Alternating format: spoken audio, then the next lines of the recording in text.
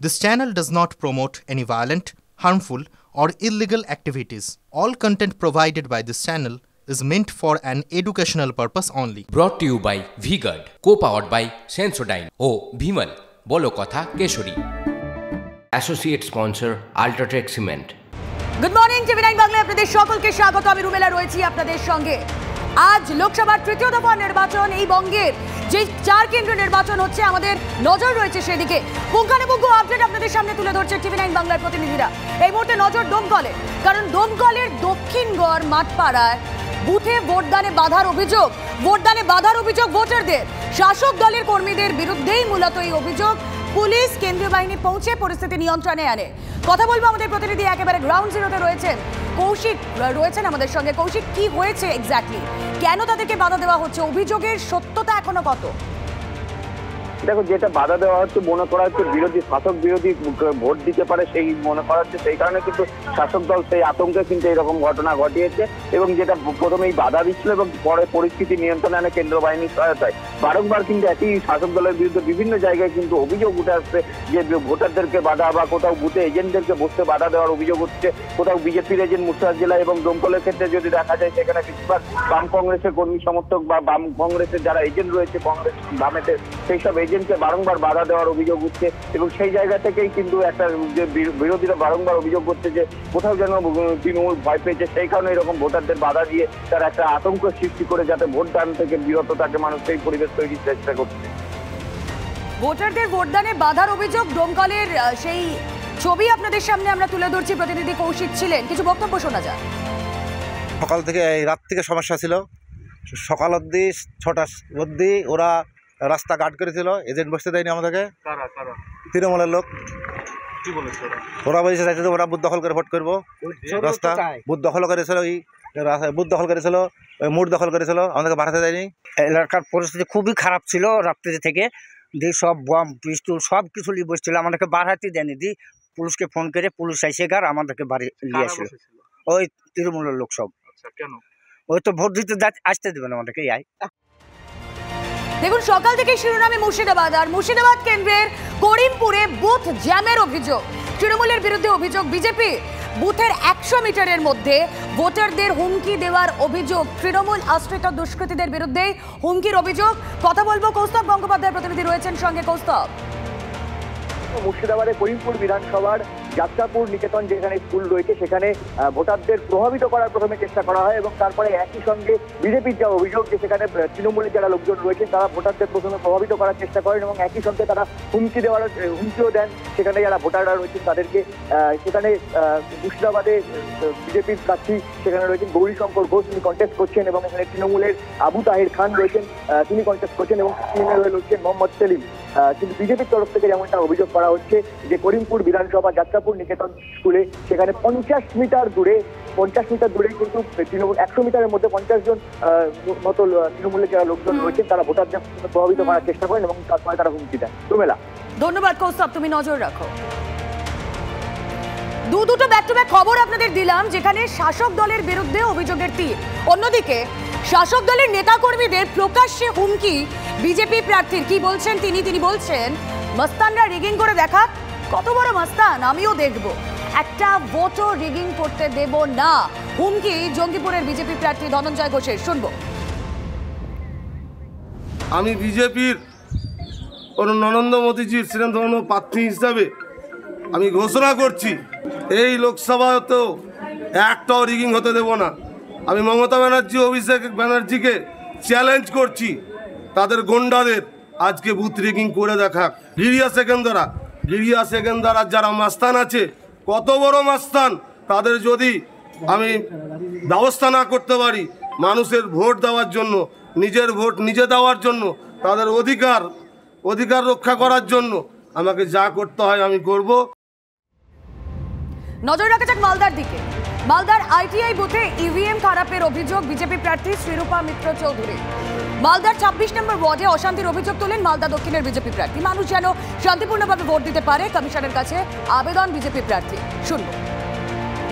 আমাদের দক্ষিণ মালদায় মানুষ যেন শান্তিপূর্ণভাবে ভোট দিতে পারেন। আমাদের এলাকায় অনেক উপদ্রব আছে, আপনারা জানেন, এখানে মানে বোমা তৈরি থেকে শুরু করে কি না হয়।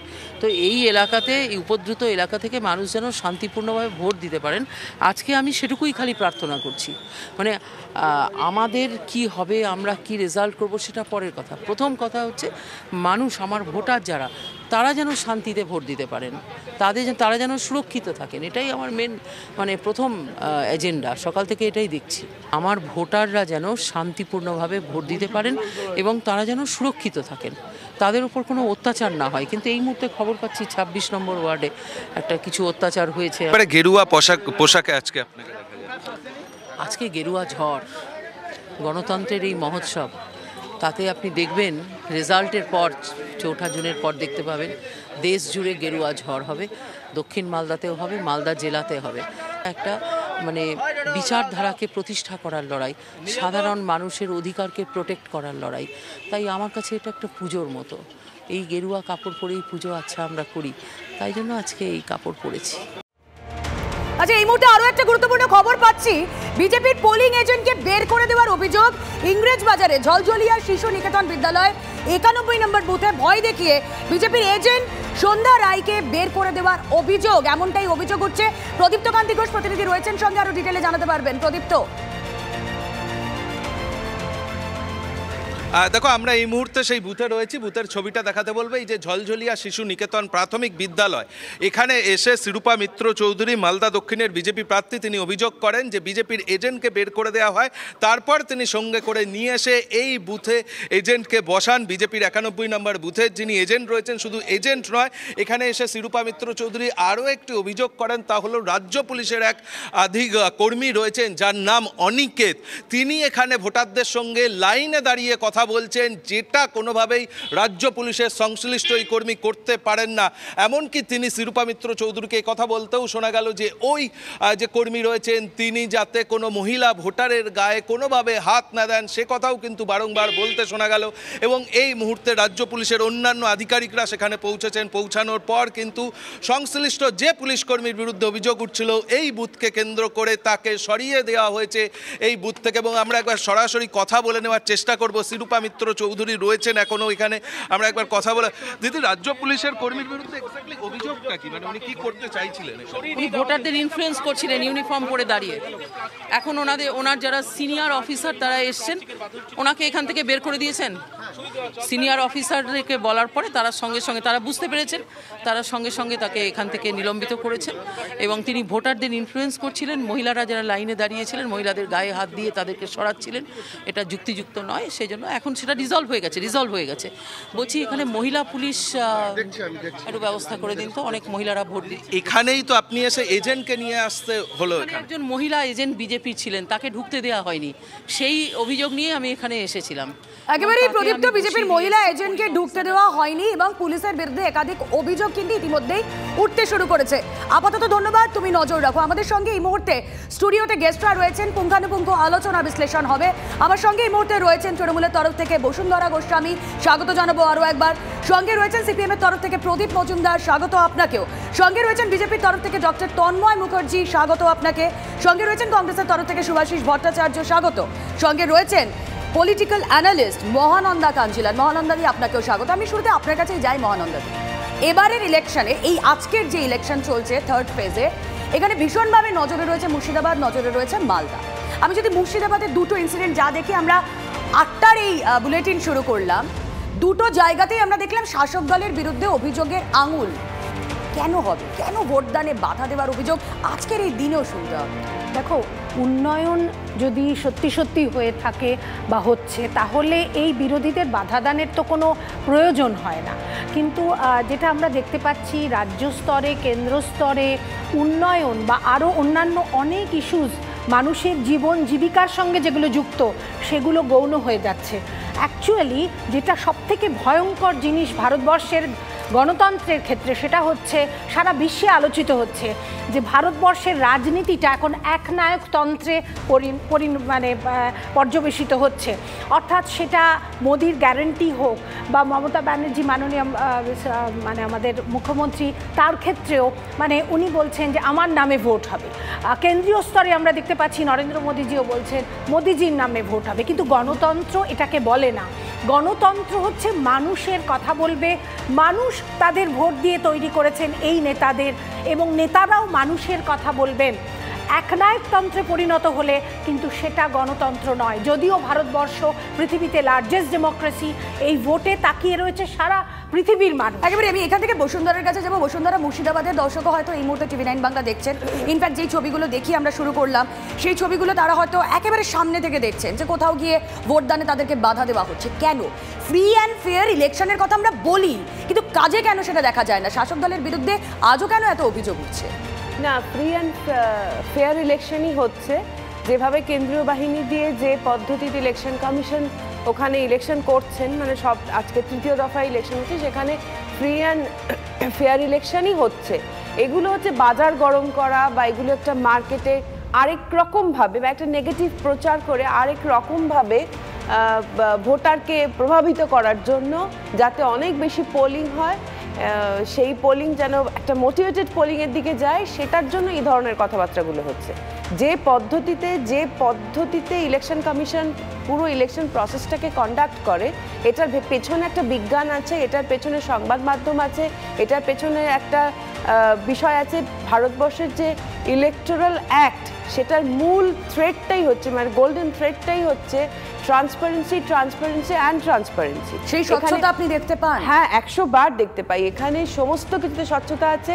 এখন যেভাবে মিডিয়া সরব, যেভাবে তার মিডিয়ার অ্যাক্সেস আছে, মানুষও যে ধরনের সরব হয়ে পড়েছে, তাতে মানুষেরই বক্তব্য, মানুষই বলছে যে আমাদেরকে তৃণমূল আটকাচ্ছে ভোট দিতে। না, ওগুলো মোটিভেটেড কথাবার্তা। ওগুলো পার্টিকুলার কোনো দলের মনোভাবাপন্ন মানুষের কাছে গিয়ে কিছু জিজ্ঞেস করা হয়েছে, তারা ওই ধরনের কথাবার্তা বলা হচ্ছে। কোনোভাবেই এটা সম্ভব না। যেভাবে যে ভোটারের কাছে বুথগুলোকে নিয়ে যাওয়া হয়েছে, যেভাবে ইলেকশন কমিশন সরব আছে পুরো ইলেকশনটাকে কন্ডাক্ট করার জন্য, সেটা কোনো মতেই এটা হতে পারে না।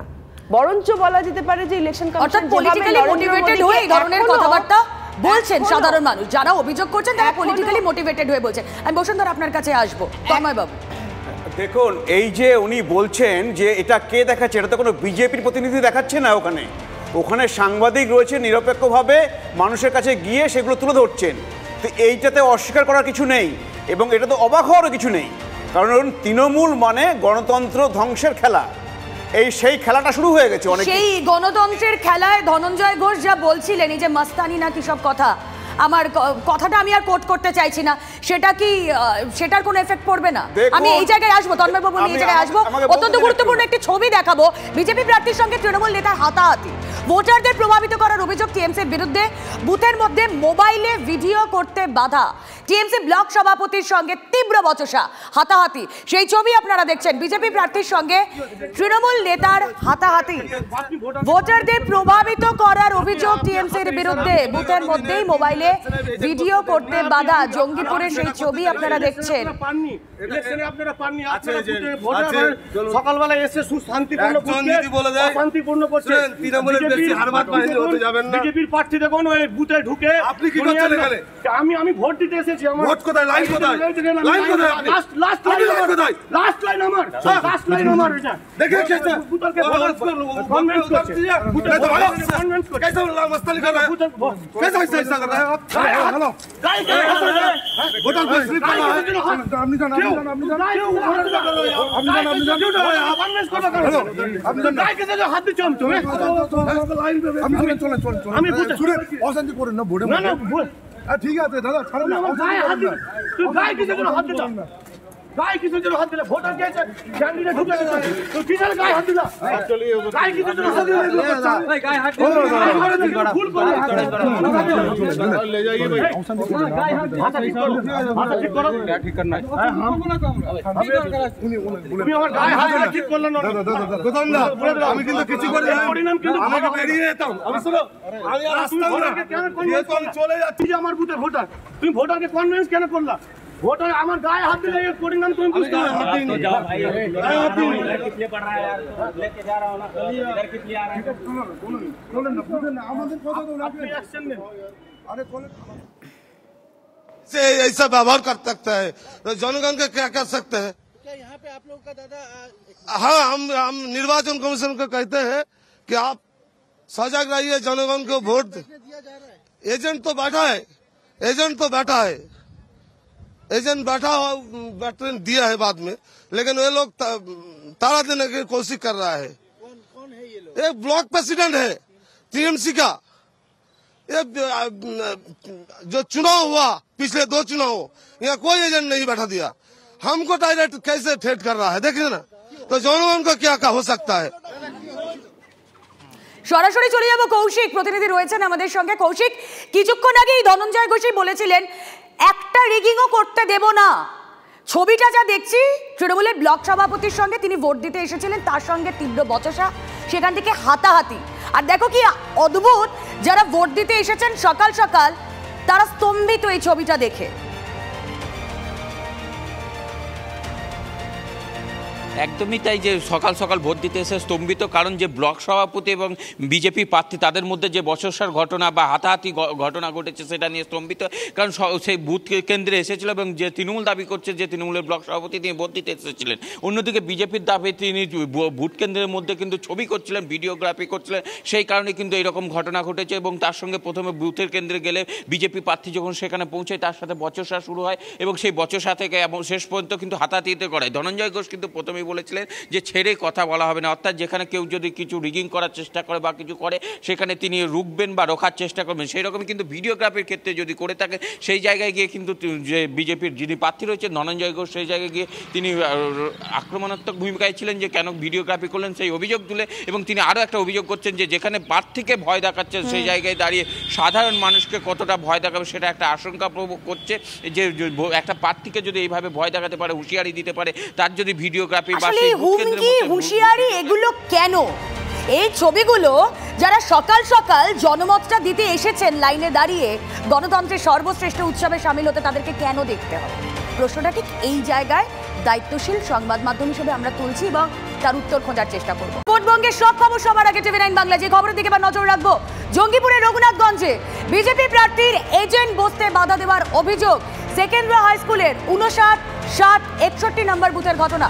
সেক্টর অফিসারের উপস্থিতিতেই বুথে বসতে পারলেন বিজেপির পোলিং এজেন্ট। তাঁতিপাড়ার কাছে বিজেপি এজেন্টদের আটকে দেওয়ার অভিযোগ ওঠে। সৌরভ দত্ত দেখাবেন আরো ডিটেলে। সৌরভ,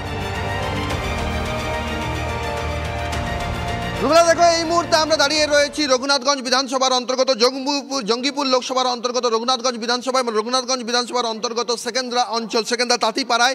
সেখানে 59, 60 এবং 61 নম্বর বুথ, সেকেন্দ্রা প্রাথমিক বিদ্যালয় এবং সেকেন্দ্রা হাই স্কুল, এই দুটি স্কুলে 59, 60 এবং 61 নম্বর বুথ, সেই 3টি বুথে আমরা সকালবেলায় যখন এসেছিলাম তখনই শুধুমাত্র নির্দল এবং তৃণমূল প্রার্থীর এজেন্ট ছিলেন এবং এই বিজেপি প্রার্থীর এজেন্ট যিনি রয়েছেন আপনাদেরকে বাধা দেওয়া ছিল। কি অভিযোগ ছিল আপনাদের? এখন দাদা কোনো অভিযোগ নেই আমাদেরকে। ভেতরে কি ঘটনাটা ঘটেছিল? সকালে এমনি বাধা দিয়েছিল, সকালে বাধা দিয়ে দিয়েছিল যেতে হবে না, প্রার্থী হতে হবে না, এজেন্ট থাকতে হবে না আর কি। তারপর TV9 সে খবর সম্প্রচার হয় এবং সেক্টর পুলিশ অফিসার আসেন এবং পুলিশের বিশাল বাহিনী বলে ঠিক আছে চলো আমরা সঙ্গে আসি, যাবো, আপনাদের এজেন্ট থাকার ব্যবস্থা করে দিয়েছি। আপনাদেরকে বসিয়ে দেওয়ার ব্যবস্থা করা হয়েছে, এজেন্টদেরকে বসিয়ে দেওয়ার ব্যবস্থা করা। যেমন এই মুহূর্তে তোমার ছবিটা দেখানো বলতে যে পুলিশের বিশাল বাহিনী এই মুহূর্তে সেকেন্দ্রাতে পুলিশের বিশাল বাহিনী এখানে এসে হাজির হয়েছে। তুমি দেখতে পাচ্ছ পুলিশের বিশাল ফোর্স এই মুহূর্তে সেকেন্দ্রা অঞ্চলে রয়েছে এবং এখানে নজর দাও। সৌরভ, আপাতত ধন্যবাদ। Brought to you by V-Guard, co-powered by Sensodyne ও ভিমল, বলো কথা কেশরী। Associate sponsor UltraTech cement.